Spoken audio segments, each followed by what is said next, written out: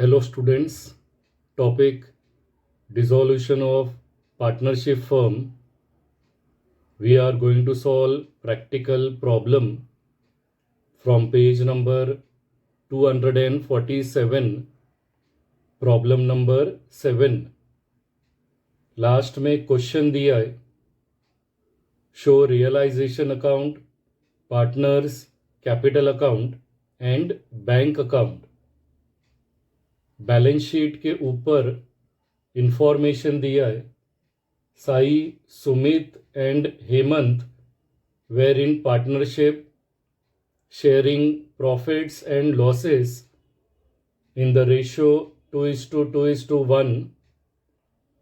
They decided to dissolve their partnership firm on 31st March 2019, and their balance sheet on that date stood as.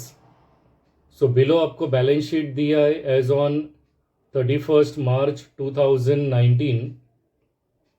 Liability side में जो account दिया है, they are having credit balance. The first account is capital, उसे transfer करना है in partners capital account on the credit side. Loan transfer करना है in realisation account credit side. Sundry creditors realisation account credit side. And bank overdraft, उसे भी transfer करना है realisation account credit side.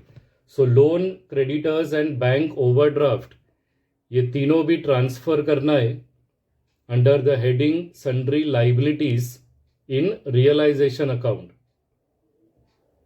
Now assets are having debit balance. तीनों भी assets, plant, debtors and stock, हमें transfer करना है in realisation account on the debit side under the heading sundry assets.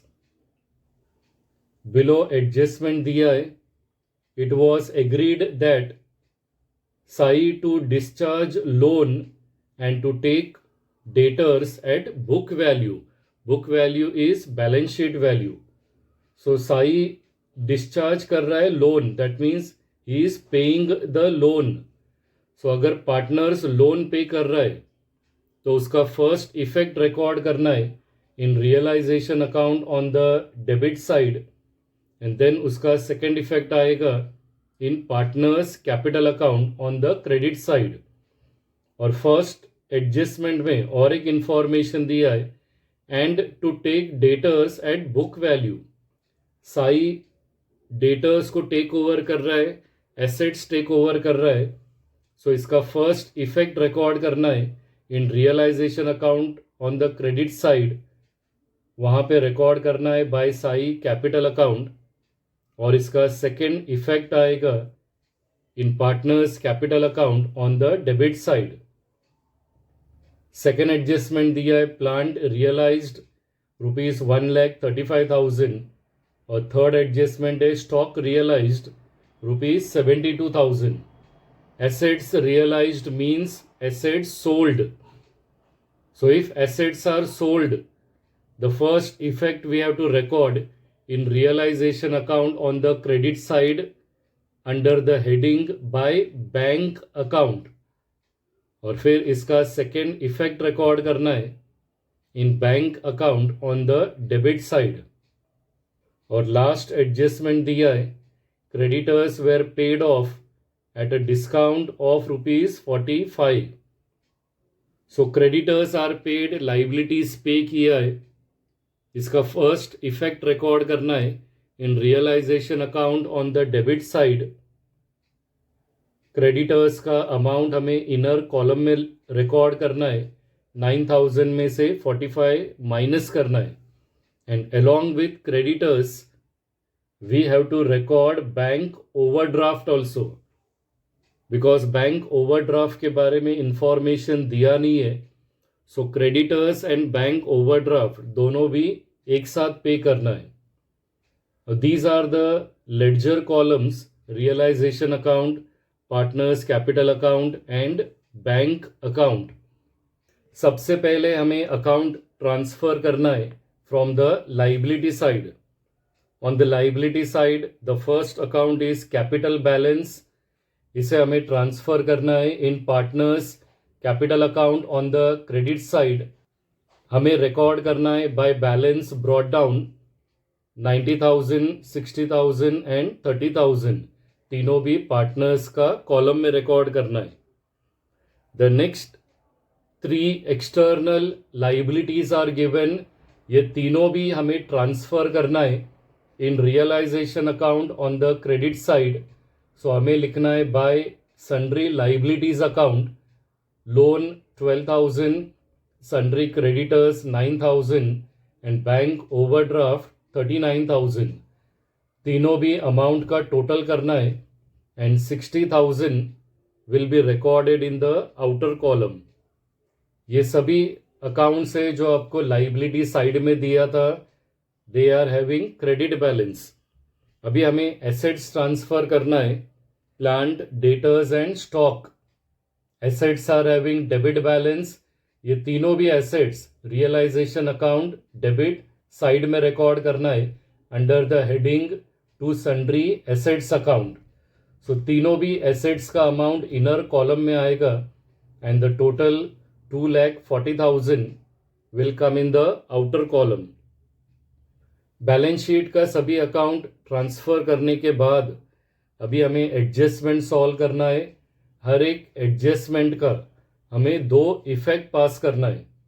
The first adjustment is given that Sai is paying loan, तो partner loan pay कर रहा है, उसका first effect realisation account debit side में record करना है to Sai capital account.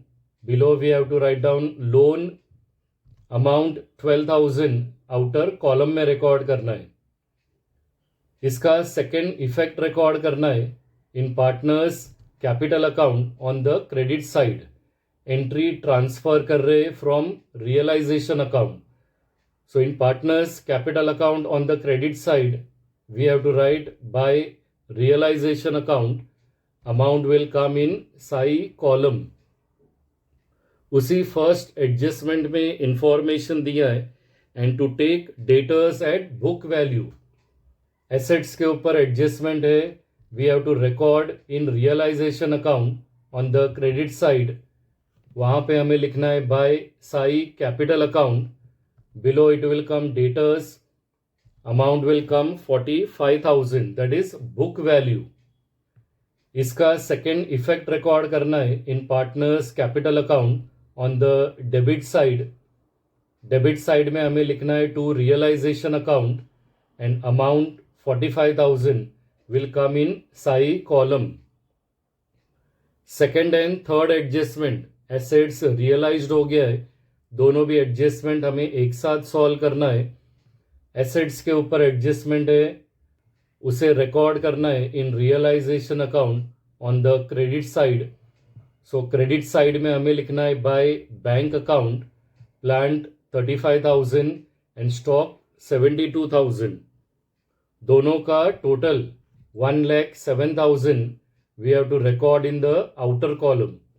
Now since हमने bank लिखा है तो इसका सेकेंड इफेक्ट हमें रिकॉर्ड करना है in bank account on the debit side, और डेबिट साइड में हमें लिखना है to realisation account, amount will come 1,07,000। Last adjustment दिया है, creditors were paid off at a discount of ₹45, so liabilities are paid. इसका फर्स्ट इफेक्ट रिकॉर्ड करना है in realisation account on the debit side. Debit side में हमें लिखना है to bank account, creditors के ऊपर डिस्काउंट है, सो फ्रॉम 9,000 हमें 45 माइनस करना है, तो creditors are paid 8,955, amount inner column में रिकॉर्ड करना है बिकॉज बैंक ओवरड्राफ्ट के ऊपर एडजस्टमेंट दिया नहीं है एंड एक्सटर्नल लाइबिलिटीज कंपलसरी पे करना है। सो बैंक ओवरड्राफ्ट को भी along with sundry creditors पे करना है, अमाउंट विल कम 39,000, दोनों भी लाइबिलिटीज का टोटल करना है, it will come 47,955 955. Now since हमने टू बैंक अकाउंट लिखा है तो इसका सेकेंड इफेक्ट हमें रिकॉर्ड करना है in bank account on the credit side. On the credit side हमें लिखना है by realisation account amount will come 47,955. सभी एडजस्टमेंट सॉल्व करने के बाद सबसे पहले हमें रियलाइजेशन अकाउंट क्लोज करना है. Realisation account debit side total will come 2,99,955 and credit side total is 2,12,000. So debit side total is higher 2,99,955. हमें डेबिट और क्रेडिट साइड में रिकॉर्ड करना है. हायर अमाउंट में से लेस अमाउंट माइनस करना है. It will be a loss of 87,955. Loss we have to record on the credit side because credit side total is less. So on credit side we have to write by partners capital account. This loss we have to distribute to the partners as per the ratio which is given 2:1. So for the first partner Sai it will come 35,182. For the second partner also same amount will come, and for Hemant the loss will come 17,591. ये तीनों भी loss का amount हमें inner column में record करना है और ये लॉस को ट्रांसफर करना है in partners capital account on the debit side. So on the debit side हमें लिखना है टू रियलाइजेशन अकाउंट अमाउंट हमें तीनों भी पार्टनर्स का कॉलम में रिकॉर्ड करना है. नाउ नेक्स्ट हमें पार्टनर्स कैपिटल अकाउंट क्लोज करना है.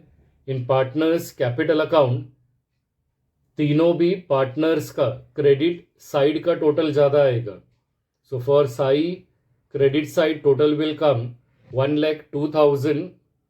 सेम अमाउंट हमें डेबिट साइड में रिकॉर्ड करना है and from 1,02,000 we have to deduct 80,182. So the balance will come 21,818 and इसके लिए हमें रिकॉर्ड करना है टू बैंक अकाउंट.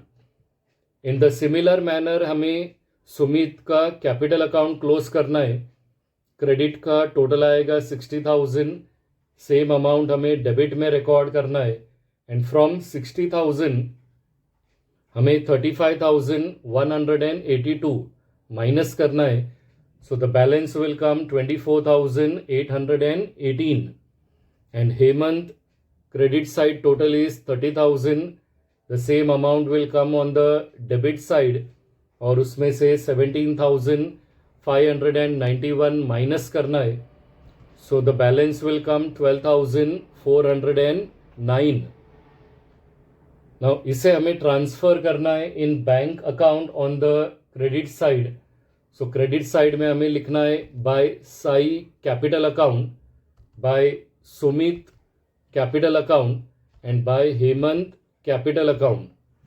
तीनों भी अमाउंट ट्रांसफ़र करने के बाद लास्ट में हमें बैंक अकाउंट का टोटल करना है and the bank account will tally. दोनों साइड का टोटल सेम आएगा. So the total will come 1,07,000.